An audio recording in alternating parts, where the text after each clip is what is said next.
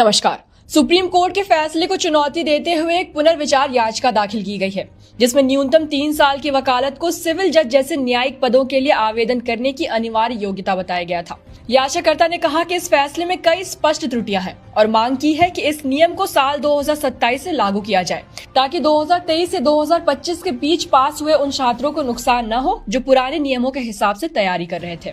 याचिकाकर्ता ने कहा कि यह फैसला भारतीय संविधान के अनुच्छेद 14 के तहत समानता, निष्पक्षता और न्यायसंगत उम्मीदों के सिद्धांतों का उल्लंघन करता है।